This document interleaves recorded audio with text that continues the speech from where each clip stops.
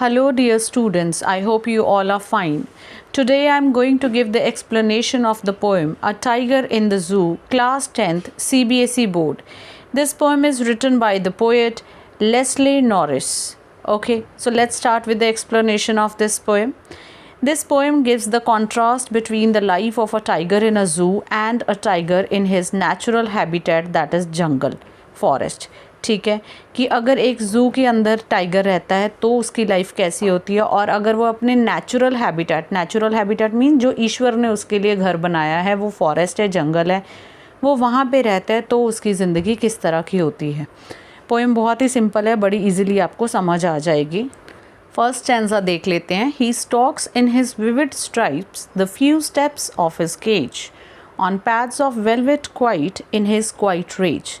सो first paragraph में जो poet है वो ये कह रहे हैं कि वो अपने विविड स्ट्राइप्स, विविड होता है हाईलाइटेड, जो हमें दूर से ही दिख जाए उसको हम विविड कहते हैं। स्ट्राइप्स यानी जो टाइगर की बॉडी के ऊपर ब्लैक कलर की लाइंस होती हैं, धारियाँ होती हैं, उनको स्ट्राइप्स बोला गया है, जो दूर से ही हमें नज़र आ जाती हैं। स्टॉक्स का मतलब यहाँ पे है स्लोली चलना, बड़े आराम से स्लोली चलने को हम स्टॉक्स कहते हैं। ठीक है, अदरवाइज स्टॉक का मतलब हमें सबको पता है, सोशल मीडिया की दुनिया में ये होता है कि किसी को स्टॉक करना उसको पता नहीं, और हम उसका सारा सोशल मीडिया अकाउंट वगैरह चेक करते रहते हैं, वो एक अलग वर्ड है। यहाँ पे इसका मतलब है आराम आराम से धीरे धीरे वो केज के अंदर चलता है। ऑब्वियसली वो केज के अंदर ज़्यादा नहीं चल सकता क्योंकि वहाँ कोई ज़्यादा जगह ही नहीं है चलने के लिए। वो अपने पैड्स, जो वेलवेट के पैड्स हैं, उनके ऊपर चलता है। फाइन, जितने ये एनिमल्स होते हैं, लाइक टाइगर है, लायन है, कैट्स हैं, इनके जो पंजे होते हैं, पैर होते हैं, वो नीचे से बहुत ही ज़्यादा कुशन्ड होते हैं। ठीक है, इसलिए उनको वेलवेट पैड्स बोला गया है।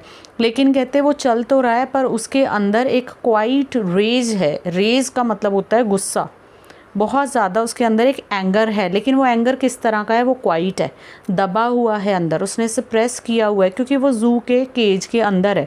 वो वहाँ एंगर दिखा के कर भी क्या लेगा बेचारा। नेक्स्ट स्टैंजा में वो कहते हैं he should be lurking in shadow sliding through long grass near the water hole where plump deer pass.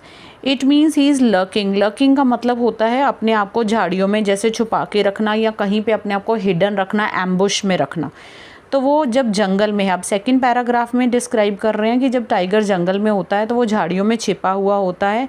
Sliding का मतलब अगेन यहाँ पे धीरे धीरे से है, दबे पाँव से, टिप टो वे में चलना है। वो ग्रास, लॉन्ग ग्रास के पीछे से एकदम धीरे धीरे से चलता है, और वहाँ जहाँ भी कोई वाटर है पास में, कोई पॉन्ड है, कोई झील है, कोई जगह है जहाँ पानी है, नियर द वाटर होल, जहाँ पे कि कोई एक प्लम्प मीन्स फैट डियर पानी पीने आएगा, तो उसके लिए वो जो टाइगर है वो ऑलरेडी खड़ा रहता है उसके ऊपर अटैक करने के लिए, उसको अपना फूड बनाने के लिए। इट मीन्स जंगल के अंदर वो किंग है, वो किसी के ऊपर भी अटैक कर सकता है, किसी को अपना प्रे, अपना शिकार बना सकता है, उसकी मर्जी चलती है जंगल के अंदर। ठीक है, अब वो कहते हैं he should be snarling around houses at jungle's edge baring his white fangs his claws terrorising the village. Snarling का मतलब होता है ग्राउल करना, दहाड़ना। ठीक है, और जंगल एज, अब कहते हैं वो जंगल में जब घरों के पास जहाँ जंगल की एज है यानी कि किनारा है जहाँ से विलेजेस शुरू हो जाते हैं, वहाँ पे जब वो दहाड़ता है तो जंगल के जो लोग हैं वो टेरराइज्ड हो जाते हैं, यानी बहुत बुरी तरह से वो डर जाते हैं।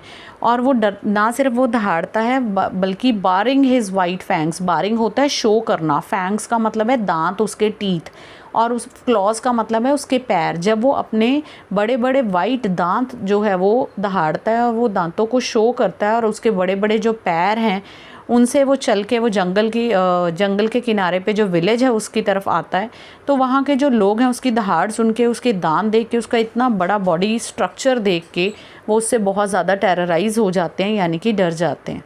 अगेन यहाँ पे मीनिंग क्या है कि जब वो अपने नेचुरल हैबिटेट में है तो वो वहाँ पे किंग है, उसको वहाँ फुल फ्रीडम है, और जो इंसान उसको पकड़ के जू में डालते हैं वही इंसान उससे वहाँ पे बहुत ज़्यादा डरते हैं।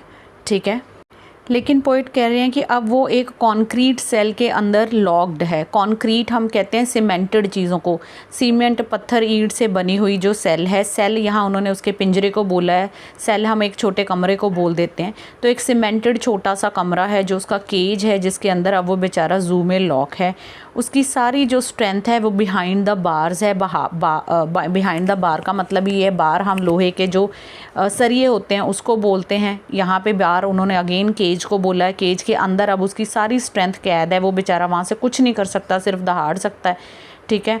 Stocking the length of the cage, stalking word हम फर्स्ट पैराग्राफ में ऑलरेडी पढ़ चुके हैं। स्टॉकिंग का मतलब है कि चलना स्लो मोशन में, वो अंदर उसका जो केज है बस उसकी लेंथ को ही बेचारा जो है वो एक तरह से चल फिर के वहाँ पे उतनी देर में घूम सकता है, ज़्यादा उसके लिए घूमने के लिए कोई जगह ही नहीं है, ठीक है। और जितने उसको विजिटर्स देखने आते हैं, जिनके लिए वो एक एंटरटेनमेंट का सोर्स बना हुआ है, उनकी तरफ वो कोई ध्यान नहीं देता, वो इनको इग्नोर करता है, ठीक है।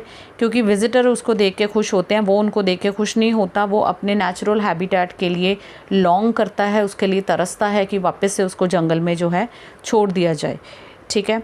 And the last paragraph is he hears the last voice at night, the patrolling cars, and stares with his brilliant eyes at the brilliant stars. अब कहते रात को जब ज़ू बंद होने, रात को जो लास्ट आवाज़ उसके कानों में आती है वो पेट्रोलिंग कार्स की। पेट्रोलिंग कार्स होती हैं जो इंस्पेक्ट करने के लिए आती हैं कि सब कुछ ज़ू में ठीक है, सारे एनिमल्स ठीक हैं, ज़ू से सारे विजिटर्स जा चुके हैं, ठीक है। उनको हम पेट्रोलिंग इंस्पेक्शन के लिए, वो रात को जो ऑफिसर्स हैं एक राउंड लगाने आते हैं, गश्त करने के लिए आते हैं पूरे एरिया में, और उनकी आवाज़ें, उसकी कारों की, उनके जो सिग्नल्स हैं, उसकी जो आवाज़ें हैं वो आती हैं टाइगर को, और वो स्टेयर्स हो, ध्यान से देखना, वो पिंजरे में बंद है, अपने केज में बंद है, और ऊपर आसमान में से तारों की तरफ देखता है और देख के सोचता है कि वो कितने आज़ाद हैं, उनके पास कितना ज़्यादा फ्रीडम है, और वो फ्रीडम के लिए वो लॉन्ग करता है, ठीक है। उसको के लिए वो तरसता है जो फ्रीडम आसमान के तारों के पास है, लेकिन टाइगर के पास अब नहीं है, because he is confined in the 4 walls of the cage. So basically इस पोएम के अंदर ह्यूमन क्रुएलिटी को शो किया गया है कि कैसे ह्यूमन जो एनिमल्स हैं उनको उनके नेचुरल हैबिटेट्स में भी रहने नहीं देते, ठीक है। अपनी एंटरटेनमेंट के लिए उनको ज़ूज़ में, केजेस में ला के बंद कर लेते हैं। हमने कई बार देखा है सर्कस वगैरह में भी ले जाते हैं उनको, तो उनको उनकी नेचुरल लाइफ नहीं जीने देते। यही जो पोएट है वो यहाँ पे एक्चुअली एक रिक्वेस्ट कर रहा है कि दिस इज़ रॉन्ग थिंग। अब हम इसके लिटरेरी डिवाइसेस देख लेते हैं। सबसे पहला जो लिटरेरी डिवाइस हमारे पास है वो है एलिट्रेशन, ठीक है, जो फर्स्ट पैराग्राफ में ही है। स्टॉक्स इन विविड स्ट्राइप्स, इसमें स्टॉक और स्ट्राइप में स और स की कॉन्सोनेंट साउंड रिपीट हो रही। Then there is a word behind bars, his strength behind bars, इसमें ब और ब की साउंड जो है वो रिपीट हो रही है, कॉन्सोनेंट साउंड, तो अगेन यहाँ पे एलिट्रेशन है। उसके बाद हमारे पास रिपीटिशन है, velvet, quiet and quiet rage, इसमें क्वाइट और क्वाइट वर्ड जो है वो रिपीट भी हो रहा है और एम्फसाइज भी कर रहा है पोइट के पॉइंट को। नेक्स्ट हमारे पास है ऑक्सीमोरॉन। ऑक्सीमोरॉन का मतलब होता है कि जब हम दो इस तरह के वर्ड्स को आपस में इकट्ठा लिख दें जो आपस में बिल्कुल ऑपोजिट हों, कॉन्ट्राडिक्टरी वर्ड्स या कॉन्ट्राडिक्टरी आइडियाज़ हों। तो यहाँ पे फर्स्ट पैराग्राफ में ही वर्ड है क्वाइट रेज। रेज होता है गुस्सा और क्वाइट होता है बिल्कुल चुप हो जाना। तो जनरली जो देखा जाए तो दोनों बिल्कुल ऑपोजिट वर्ड है। गुस्से में तो हम बहुत ज़्यादा लाउड हो जाते हैं, बहुत बोलते हैं, ठीक है, अपना सारा इमोशन बाहर निकाल देते हैं, और क्वाइट में हम बिल्कुल ही चुप होते हैं। तो रेज जो है वो क्वाइट कैसे हो सकता है? तो यहाँ पे जो टाइगर है वो इज़ साइलेंट एंड वो अपना जो रेज है, अपना गुस्सा उसको सप्रेस कर रहा है, अंदर उसको दबा रहा है। तो क्वाइट और रेज दोनों कॉन्ट्राडिक्टरी वर्ड्स हैं, आपस में दोनों वर्ड्स का कॉन्ट्राडिक्ट कर रहे हैं, सेम मीनिंग नहीं है, एक तरह का ऑपोजिट मीनिंग देते हैं। तो वहाँ पे ऑक्सीमोरॉन होता है। जैसे हम किसी को कहें शी इज़ ब्यूटिफुली अगली, ठीक है, एक तरफ से उसको ब्यूटीफुल कह दिया, एक तरफ से उसको अगली कह दिया, तो वो ऑक्सीमोरॉन हो गया, ठीक है। ही इज़ हैप्पीली सैड, कि वो एक तरफ से तो बहुत हैप्पी है, दूसरी तरफ से वो बहुत सैड है, दोनों वर्ड इकट्ठे बोल दिए तो ऑक्सीमोरॉन हो गया। एक और इसमें लिटरेरी डिवाइस है, मुझे नहीं पता आपने पहले सुना है कि नहीं, ये है ट्रांसफर्ड एपिथेट। ट्रांसफर्ड एपिथेट है, ठीक है, मैं लिख दूंगी साथ में। ट्रांसफर्ड एपिथेट एक ऐसा लिटरेरी डिवाइस है जिसमें कि एक एडजेक्टिव होता है जो कि नाउन के लिए यूज़ नहीं होता, मतलब जिसके लिए बोला जाता है उसके लिए यूज़ नहीं होता, बल्कि वो किसी और चीज़ के लिए यूज़ होता है, ठीक है। तो यहाँ पर क्वाइट रेज वर्ड के अंदर ही ट्रांसफर्ड एपिथेट है, क्योंकि जो क्वाइट है वो गुस्सा नहीं है, क्वाइट टाइगर है, ठीक है। गुस्सा शांत नहीं होता है, यहाँ पे टाइगर शांत है, उसने अपने गुस्से को सप्रेस किया हुआ है। अब ट्रांसफर्ड एपिथेट की और एक एग्जांपल देती हूँ। फॉर एग्जांपल हम कहते हैं I had a sleepless night, तो नाइट स्लीपलेस नहीं थी, नाइट स्लीपलेस नहीं थी, मैं नाइट के अंदर स्लीपलेस था ड्यू टू सम रीज़न, तो मैंने नाइट को स्लीपलेस बोल दिया, तो मैंने अपना इमोशन नाइट के ऊपर डाल दिया, तो वो हो गया ट्रांसफर्ड एपिथेट। या मैंने बोला कि it was a long day, तो डे लॉन्ग नहीं था, डे में तो 12 आवर्स ही होते हैं, सबके लिए वो डे सेम ही था, पर मेरे लिए वो डे लॉन्ग हो गया। मे बी कोई ऐसा रीज़न होगा, मे बी वो दिन बीत नहीं रहा होगा, मे बी उस दिन मैं बहुत फ्री होंगी तो दिन नहीं बीत रहा, तो मैंने बोल दिया it was a long day, तो डे लॉन्ग नहीं था, ठीक है, मेरे लिए वो डे लॉन्ग हो गया, तो उसको भी हम ट्रांसफर्ड एपिथेट कहेंगे। जहाँ हम अपना इमोशन किसी और ट्रांसफ़र कर देते हैं तो उसको हम बोलते हैं ट्रांसफर्ड एपिथेट।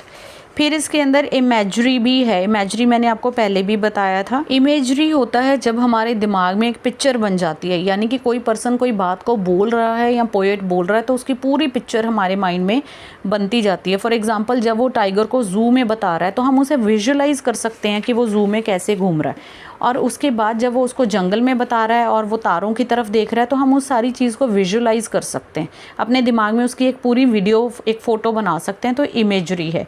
फिर उसके बाद यहाँ पे मेटाफर भी है। मेटाफर है इस सेंटेंस में on pads of velvet quite, इसके अंदर मेटाफर है क्योंकि जो पोएट है वो कंपेयर कर रहा है pads of tiger feet with velvet, velvet के कपड़े के साथ उसने टाइगर के सॉफ्ट पैरों को कंपेयर किया है, तो वहाँ पे मेटाफर है जहाँ पे दो ऐसी चीज़ें कंपेयर की जाती हैं जो आपस में कंपेयर होने, जैसे हम कहें कंपेयर होने लायक ना हो, या मैं कहूँ कि एक दूसरे से कंपेयर करने में हम सोच भी ना सके कि अच्छा इनको भी कंपेयर किया जा सकता है, ठीक है, विच आर नॉट अलाइक, लेकिन उनको कंपेयर करके जब पोएट अपना कोई मीनिंग को एक्सप्रेस करता है तो वहाँ पे हम मेटाफर लगाते हैं। जैसे कि उसके पैरों को वेलवेट के कपड़े के साथ कंपेयर किया क्योंकि उसके पैर भी उतने ही सॉफ्ट होते हैं और वेलवेट का कपड़ा भी उतना ही सॉफ्ट होता है।